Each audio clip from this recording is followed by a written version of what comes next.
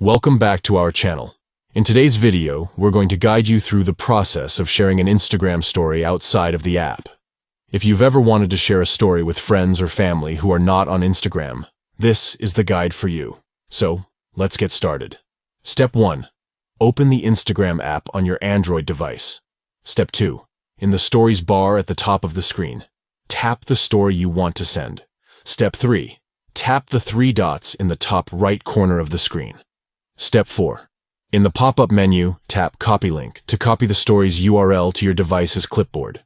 Step 5. Paste the link in the message box of the app you want to share with, such as Gmail, WhatsApp, or a text message, and click Send. By following these steps, you'll be able to share an Instagram story with anyone, even if they don't have an Instagram account. If you found this guide helpful, don't forget to give this video a thumbs up and subscribe to our channel for more valuable tips and tricks. Thanks for watching.